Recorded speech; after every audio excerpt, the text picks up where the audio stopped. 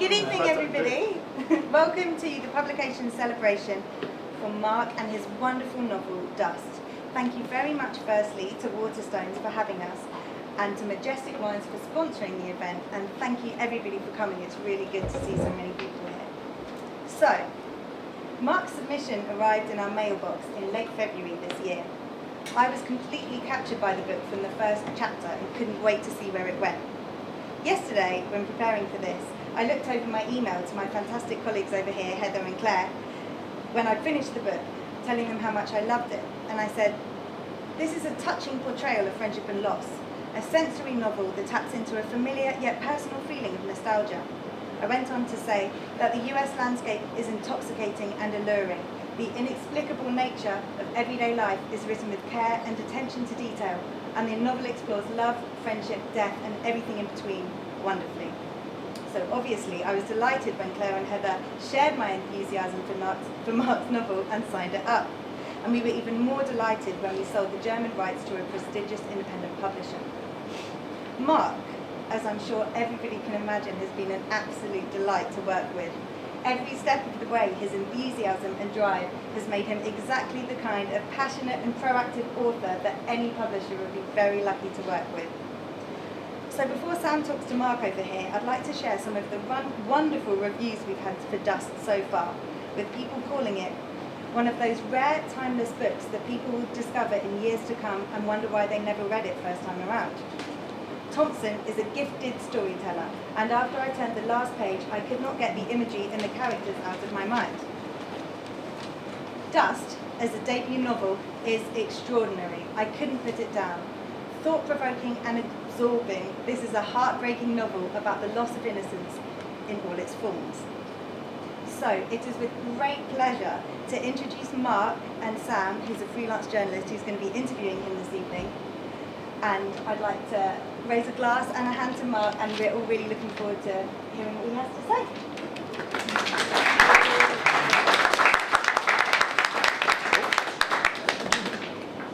Right. Hello, Mark. So, I'd just like you to tell us a little bit about the journey. What inspired the book? I think partly I've always enjoyed writing, from being a child, and as I've grown, that's been one of my passions really, and music. And I really wanted to be a journalist. And a period stringing for the Hartlepool Mail. I would have led to a full-time job, but the editors said, if somebody dies or leaves, the job's yours. And they looked around the office and said, well, nobody looked particularly unhealthy, and nobody suggested they're going to leave. So eventually, I had to kind of give up on that and move along a little bit. That's me.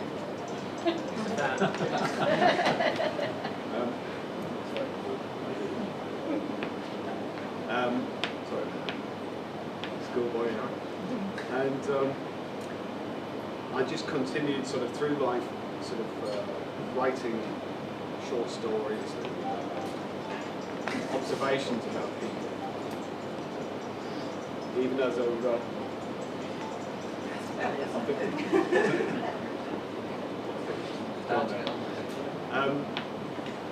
even sort of as a kind of teenager, getting the bus in the town, I used to write sort of short descriptive things about people sitting on the bus and things like that.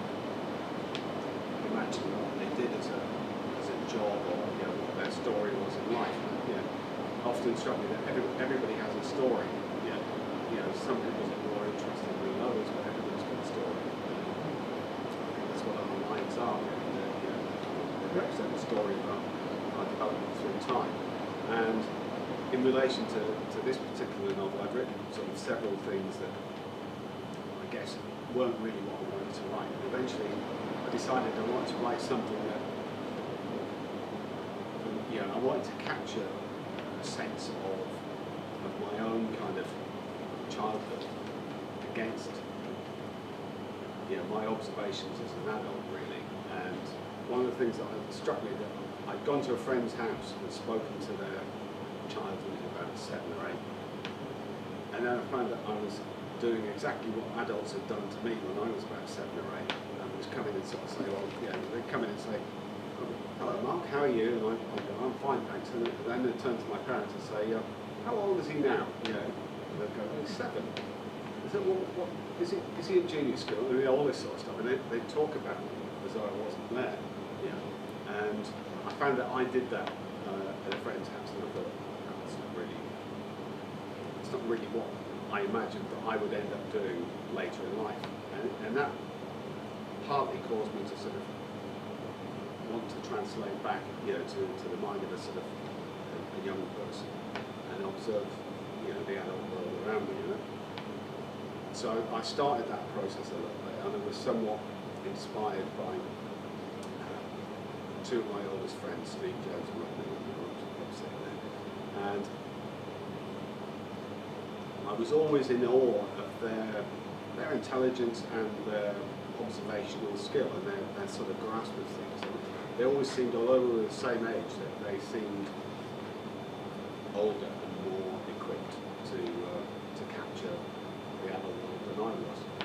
And that's just started a process of me thinking about, you know, sort of trying to you know, describe events and create a story from a child's perspective. And I really want to push this sort of the issue of the relationship between two young people and how they interact, because adults really view 10-year-old kids as 10-year-old kids. 10-year-old kids don't really think like adults think they think at 10 years old. And I mean, we certainly didn't. Yeah. Well, I smoked. Rob didn't, I think, but yeah.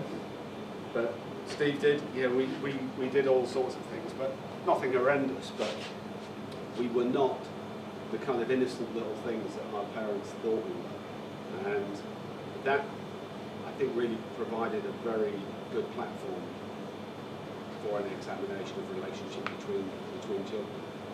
And I think one of the other things about it was that when I looked back to my own childhood and it, you know, and it, the events that surrounded that in Britain at the time was quite dull, really, in a sense. Hello.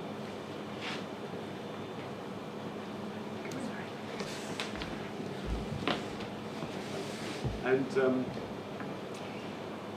as a consequence, I found, you know, my sort of source material for that, examining how we were as children, basically, that we found much more fascination in America, and that's why I decided to set the book in America, because there were far more interesting events. Well, can I just say, you're competing with that, and I'm watching looking at the back of these, so you need to switch the picture up for me. To miss your pearls of wisdom. Okay. I'll speak up. I was going to mention that actually. So the book in itself is distinctly American. Well, obviously you're from the north of England, and just how did you manage to write the landscape and the towns that well and with that level of clarity, having not grown up experiencing these events in that way?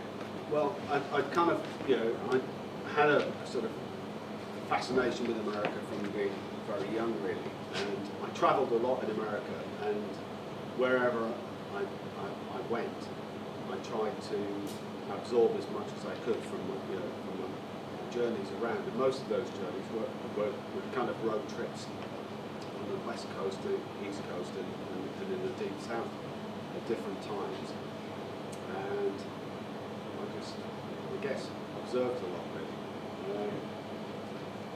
Yeah, I think you see so much, particularly in a foreign landscape. You tend to look for more in a foreign landscape. So yeah, when you go on holiday, you're always looking for new things. And I think there's a greater sense of what is around you to be gleaned from that. And yeah, I kind of picked up a lot. I did a lot of research as well for particularly for obviously for events that are referred to in the book. There are a lot of events that are referred to, and you're going to be fairly accurate, I guess. And so I did research there, but predominantly it was from memories of visiting places and observing people. Okay. Which part of the book did you most enjoy writing and why? It's a difficult question, really. I enjoyed all of it, but I think probably the start is the most difficult point.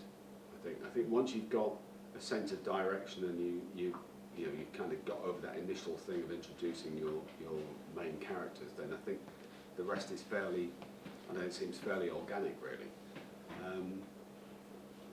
But I think particularly on the sort of section where it becomes a road trip and they see more of the unpleasant side of American society, the sort of hidden side, which is, you know, is part of the major sort of story of the book, really, is their experience of observing a sort of undercurrent of events in America that they were previously unaware of. You know, they've grown up in a fairly safe environment and so on, and then they experience disparity, which they haven't really seen before. And I think it was a challenge to kind of try and keep it within context of children looking out at, you know, an adult kind of existence. But there's sort of observational things about, and one of the things that was said about was, you know, children seeing with clarity what is often, you know, a complicated business. And, you know, my dad once said to me, and I've always remembered this, was that life is not complicated. People make life complicated, and I think that's very true.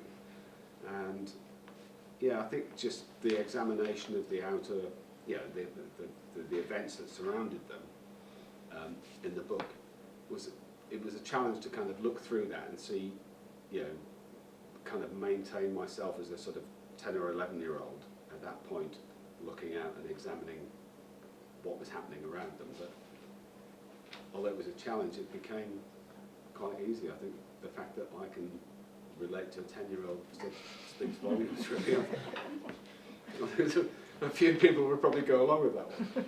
But, were there any parts that you found difficult, like stuff that just would not work that you really wanted to include in?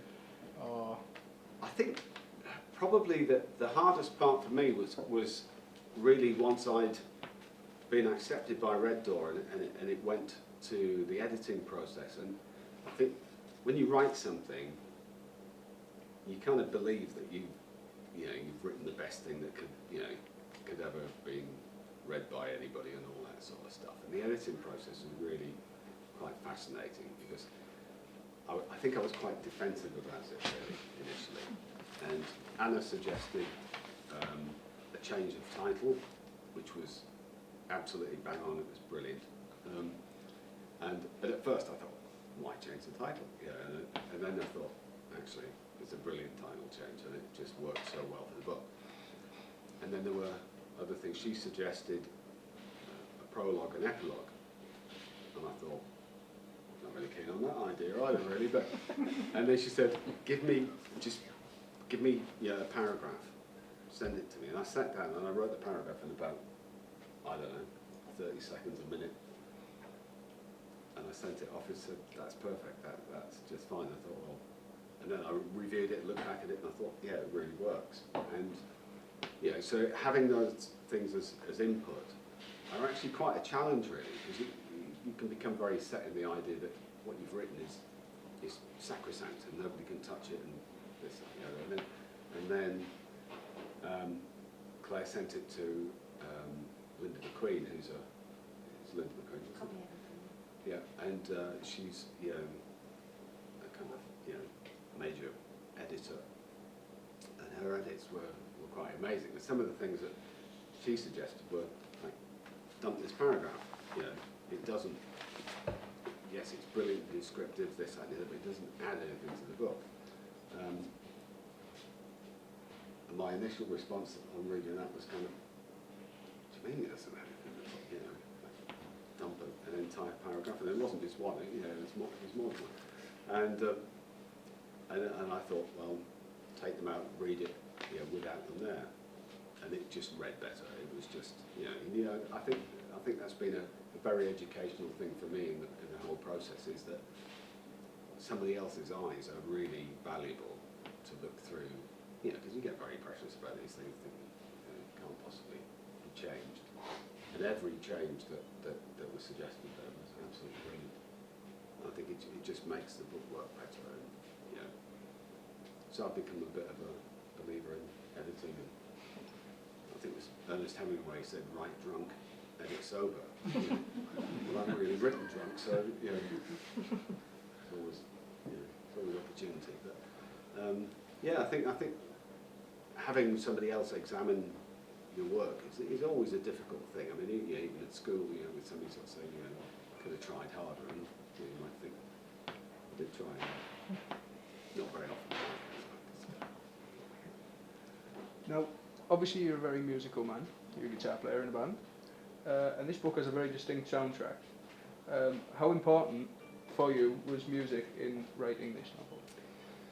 It was quite important. I think sort of, when you look back and you reference things for your own, for your own experience as a, not necessarily as a child, but I think everybody who writes has some level of their own experience that they bring in. I think that's an unavoidable thing. And for us, music was a great leveler, really, in many senses. It was something that we all enjoyed, and we communicated with each other quite often through our likes and dislikes of music. I mean, Rob liked Tubular Bells, I mean, I actually quite liked it, but it was a bonding thing for us a lot of the time. That music, we found that our friends liked the music generally that we liked, and that was an added glue to us, really. And I think part of that thing, I appeared on a radio show on Radio Tees and used significant songs either from that are referenced in the book or that had meaning about them. And one of the songs that I used was 19 by Paul Hardcastle, and it's not a song that I would generally want to play on my music system, but it was about the Vietnam War, and it was about the futility of it, and the ultimately the loss of life in 19-year-old kids being sent out to fight a war. And I chose that sort of. It didn't appear in the book, and it wasn't anything significant for me when I wrote it. It was purely that following on from having written the book and then being asked to select some music, I chose that track because I think it particularly related to a reference that I'd made in the book. But generally, music was our kind of soundtrack of our youth and growing up, and it was definitely glue in the mix. It was a really important thing for us as young people, and always has. It's remained that way for me. I play bad guitar in a good band, but that's keeps me out of mischief. Now, what advice would you give to any aspiring writers, and what is the overriding even lesson you've learned during the publishing process? I think twice I went to talks by people at Waterstones in Kensington. One of them was Beryl Bainbridge, and I met her and had quite a sort of long chat with her afterwards. And I said, if you had one piece of advice to give to somebody who's an aspiring author, what would it be? And she said, finish your first novel, because you'll never write a second if you don't finish the first. And I thought that was really quite significant. And then following on from that, I met Carol Smith, who was Dan Brown's agent. And just as a sort of aside, at one point she took me out for lunch in Kensington and said, you're a hell of a writer, this is a brilliantly written book, but I don't see Tesco and Sainsbury's ordering 20,000 at a time. And I thought, I'm not really interested in Tesco's and Sainsbury's at 20,000. I just want it published. And but she had said the same thing at a talk. She said, if there's one piece of advice I can give to anybody, it's finish your first novel because you'll never write a second. And I thought, and that's one of the reasons I sort of persevered with it and wanted to get it published, was I believed in it. And although I've started 3 others, I've got so far with them and always come back to this. And it was just passionate. I wanted it published because I just believed it was worth reading, and I was not inclined to sort of ditch it off. So it's been a long time in the process. I know you asked earlier sort of about how long the process has been. It's been about, I don't know, 15 years or more really since I started to write it. And life goes on. You kind of move on if you can't. It's been to agents who said, give me another month, then give me 2 months or whatever, and then came back to, I don't think it's sufficiently commercial and all that sort of stuff. And then I'd carry on with life and then go back to it again and re-edit it and rewrite bits and try to make it better. And each time I've tried to write as best I could what I wanted to create, which was a sort of perfect novel. I don't know whether that's an achievable thing, but that was always my sort of intention really, and I was very sort of grateful. Read it all, liked it. That's why I'm here. So if you could say anything to your younger self when you were first starting to take this on, what would it be? Don't join the police. It would have been, keep writing and pursue your dream. But unfortunately, sometimes life gets in the way. You have to earn a crust and all the rest of it. Definitely pursue your dreams. I think is the most important anybody can have. I'd just like to say we've got Yorkshire Rose here, and they pursued their dream, and they've got a world record and amazing achievement. It took us long enough, though. Well,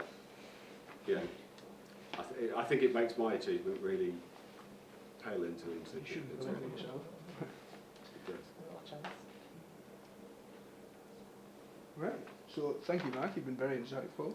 I think I Thank will you open very it much, up to you guys now in case I've missed anything. Yeah? Yeah. Sorry. What's the next one? What's the next story? Well, I've kind of started 3. One is a sort of crime novel based in London, which I know quite a bit about, but it's not about the crime, it's about the characters. And for me, the most interesting thing always is the characters, and that's what I'm drawn to. I'm drawn to, sort of the examination of people, really, and their position within, their own society and how they work. Not really interested in the idea of some really complicated crime novel that has some big twist at the end. I probably couldn't write one, so I'd stick with characterisation. But started 2 more, both set in America, and one is kind of about the loss of somebody's, a man's meaning in life, and basically how his life and the surrounding events around his life sort of unravel, and how he falls apart basically, and how his life tails down. And another one is about somebody who's seeking to find his brother, but with a great deal of sort of characterisation around sort of events in their lives as well, and about how they depart and how their characters shift with time. But I haven't got an end in mind really, particularly for any of them. I sort of have for the London-based one. But I think now that this is published, I can move on. I can get on with that. Whereas before I was very much sort of rooted with this and kept having to come back to it. So. Why and how did you arrive at the narrator? Why did you choose JJ as your narrator and not? Because there are so many really strong characters. It could have been 1 or 2 others at least. I think it was predominantly that I really wanted to examine sort of the relationship between the narrator and his kind of partner in crime, really. Yeah. And it just seemed the easiest vehicle to have the narrator as sort of observer and translator for events that sort of occurred around it. But I think in my mind, I was the narrator, and you know, the other characters in the book were, you know, kind of observational vehicles, really. And you know, a couple of them were based on my friends from my, you know, from my earliest kind of recollections of my early youth, really. But yeah, I think it's quite an easy thing to sort of put yourself as the narrator and comment on events occurring around you that you couldn't create. And it sort of becomes fairly organic then as well. You sort of always got a reference point. It's a bit like sort of, you know, I don't know, having a post here and a string out there, and you run it around, but you've always got control over, you know, what's going on, I think. I don't know. It's a very good question. I hadn't really thought about it before, sorry. I'm Kind of 50 got me. pages from the end, so I won't spoil it for you. no spoilers, please. Yeah. Were you inspired by John Cheever, Annie Millard, and the wonderful Garrison Keillor? No, I hadn't actually read any of them No. beforehand. No, I've read some John Cheever since. I mean, American literature has always been my great sort of passion, really. You know, sort of Hemingway and Faulkner and Saul Bellow and, you know, countless other people, really. And I've always found a sort of examination of characterization that they did is fascinating. You know, just the descriptions of people and events and situations and feelings is quite remarkable. I think to put that you know, into the written word is fabulous. You know, I've read other things. You know, Proust had an ability to take, whereas, you know, we sort of tend to admire authors who can describe a huge event and condense it down to a couple of paragraphs, and we think, wow, yeah, that was achievement. And Marcel Proust could take, you know, I don't know, a glass of wine and describe it for 15 pages and make it fascinating, which I think was a really rare thing. But Graham Greene, you know, as an English author, was a fabulous, I think, observer of people and characterization. But American 20th century American literature was really my great love in life, my passion, and you know, sort of, I took things from that sort of sense of era, particularly from the end of the 60s. That was always a fascinating era for me, and it translated to my youth. And the things that were significant for us that we saw on television news and generally on watching American programs was, you know, cars with great big fins behind them and stuff, and we had like the Ford Anglia and the Ford Popular or something. Yeah, and think, well, yeah, there's not really much comparison between the Cadillac and the Ford Anglia. And the moon landings was, you know, a momentous thing for us as children at that point. But also the kind of, you know, the racial tensions and issues that were shown on TV with, you know, like the National Guard, you know, sort of basically treating people extremely badly. We didn't have that kind of issue here. So there were a lot of things that were fascinating to me and remained fascinating, really, I think, for, you know, throughout my life. And looking back at the work of other writers and people like James Baldwin, you know, kind of great explorations of activity around the sort of human rights, you know, the civil rights movement, and, you know, just generally events that were fairly colossal, really, in comparison to what we had here. We had a fairly, you know, a few strikes going on at Ford's at Dagenham or something, but we didn't have anything that momentous. You know, moon landings were always, I don't know, something of a science fiction, really. But in America, they were becoming science fact. So, yeah, I think, you know, my inspiration was always very much deeply rooted in American literature.